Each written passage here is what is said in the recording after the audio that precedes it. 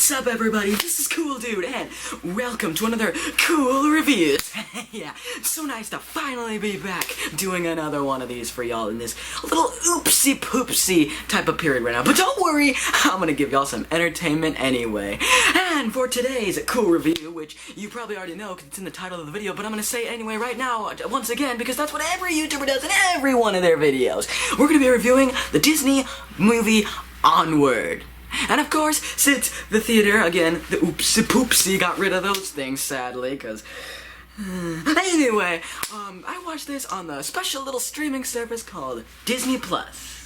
And I watched it a few weeks ago, and today I'm gonna give you my thoughts in my best non-critic expert review way. Yes, I am not a critic, so don't send any hate comments towards me. I am not a critic. I don't know the ins and outs of every movie. I'm just a cool dude giving you my opinions. If you don't have the same opinion, that's fine, but don't spread it in a hateful way, okay? Okay. And before we carry on with the review, be sure to hit that notification bell, which hopefully I'll give in the top of my head or the side of my face. I don't know. I'm gonna have to figure this out in editing, but you don't know that yet, because I'm just recording this right now with me, the cool dude myself, right here. But anyway, hit that notification bell, please, to get notified of every single one of my videos whenever I post them, and we'll have a great time. But anyway, let's get started with the review of Disney Pixar's Onward. So, without giving away spoilers, because cool dude, doesn't want to give away any spoilers for you in case, you haven't watched it yet, go watch it on Disney Plus if you haven't, if you even have Disney Plus, because who knows, I don't know what your life is. But anyway, Onward is about this magical fantasy land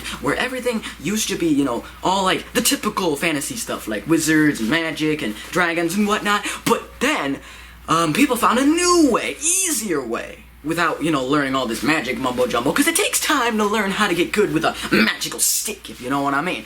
But anyway, now they developed new technologies, and now they are able to live a nice little futuristic, modern version of us, like kind of like the world we're living in right now, but except there's elves, and there's, like these dragons, and they have, there's pets, they have dragons as pets, and they have cars now. So that's basically what this movie is about from the get-go, what they say at the beginning.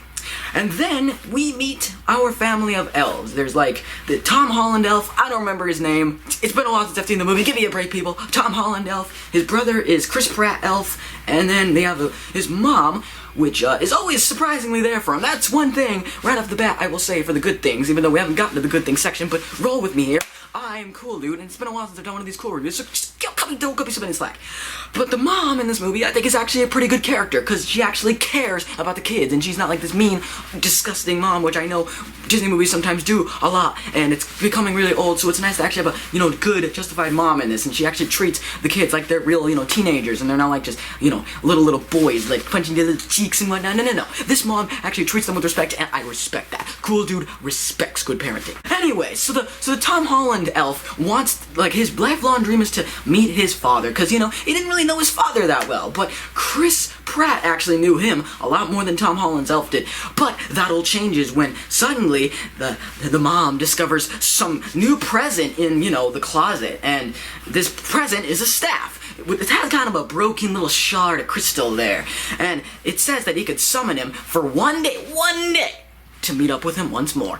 Except there's one problem, because the crystal's broken, it only gives him his bottom half, which you've seen from the trailer already, if you've already seen the trailer, which I highly think you have, because YouTube exploits the heck out of those trailers. But anyway, now they're on a magical quest to find another one of those Phoenix gems, which they have to by getting away from fairies, the friggin', I don't remember the name of the creature, but there's this, like, like this lion woman with those wings and the horns. You've seen them, hopefully you've seen her in the trailer.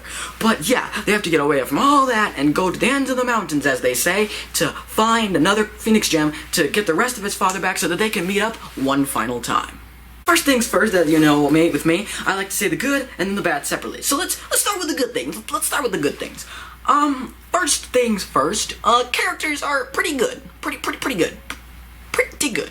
Tom Holland's Elf is, this relatable, shy kid having trouble making friends. They do a Dipper Pines thing, all you Gravity Falls fans, this, if you don't know what that is, you're probably just gonna be, like, shaking your head wondering what that is, but, who knows, I just get over it. But, Dipper Pine, they do, like, this whole thing with, like, him having to write down, like, checklists of everything that he has to do, and they, messes up a few times, because, he just does a great job playing the, like, shy and, socially awkward type of fellow, and then Chris Pratt is the complete opposite. He's, like, totally into this, game that's clearly ripping off a D&D, which is funny, because it's actually, like, historical, which I thought that was pretty clever, instead of just being this whole, magic and wizard, because they actually do live in the magical world of wizards this time. And without giving away any spoilers, like I said before, the lion lady is also kind of funny. She's not in it for very long, at least not dialogue-wise. She's not in it for very long. And, yeah, she's also pretty good. The action sequences when they, do on the chase scenes and they're getting away from creatures, it is also really, really good. And as always, with every Disney Pixar or Disney animated film, it looks very, very nice. Cool Dude approves of the animation. Always will! Disney Pixar just never fails to let us down with that animation, do they? Oh, man. But, like we've said before in several cool reviews, hopefully you've watched before, no movie is without its flaws, so let's just get to the very few flaws that I think this movie does indeed have. Let's go to the bad things. Bad thing numero uno, just numero uno, is that, like most people have said about this movie before, this movie really, it's good, but, like, nothing really stands out about it. It doesn't really stand up that well when compared to, like, some of Pixar's great classics, like Toy Story, or, Monsters, Inc., or, WALL-E, like, any of those movies. I think it doesn't really stand out, or Incredibles, yeah, so on and so forth. Like, I don't think it really stands out as much, from those movies, but that's just from a Pixar standpoint, right? From a film standpoint, how do I think of it?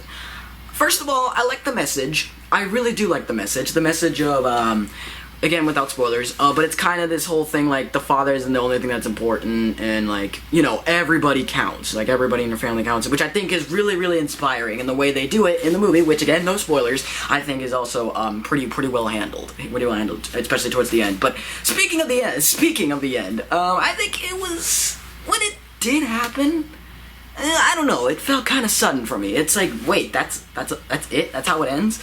I mean, not that I was expecting, like, this huge grand finale, but I was expecting a little bit more. When it finally ends, I'm like, wait, that's the end? Because I was expecting a little bit more, just a little bit more. But, it is what it is. And, flaw numero tres, is that, I really wish they could have done more with the whole, like, magic element to it, like, magic in the past versus the magic now. I mean, they get the Phoenix Gem, of course, and the staff and everything, but I wish they could have done a little bit more. And then they do explore a lot of the magic stuff, which I thought was really cool. And, like, no spoilers, but, like, at some point they do get to, like, use all the powers that he's learned so far throughout the movie, which I thought was really, really cool that they get to do that.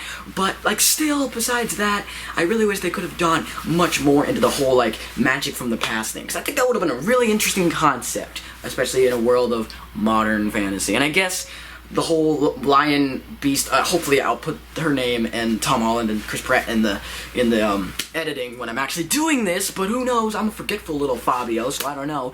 But her character does have a little bit of a fantasy edge also. Later she gets to embrace her inner self, the one from the past that was all cool and whatnot, but still, I just wish, they could have done a little more with that concept, like I said before.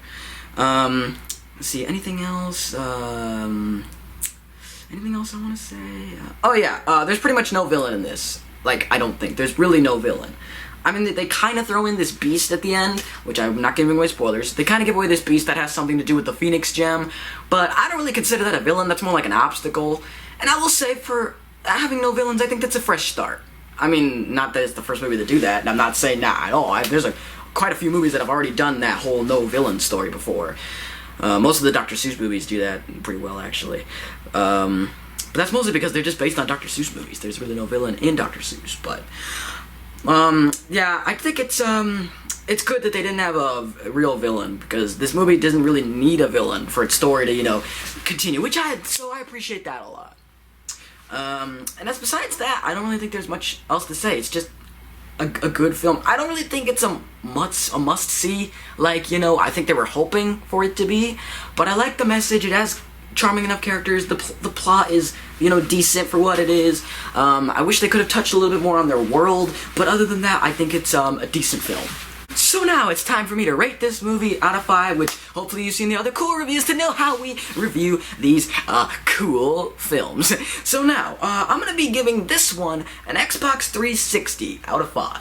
I think it's a decent film, a good 3 out of 5 movie. I don't think it's as good as any of the Disney Pixar's past classics, but I think, you know, if you're looking for just a fun little adventure movie to, you know, just kind of waste time with a good enough message, then Onward is the correct movie for you. But anyway, that's gonna wrap it up for this cool review, guys. Hopefully you guys enjoyed the video. I personally, cool dude, really enjoyed it very much so, and I hope you guys did the same.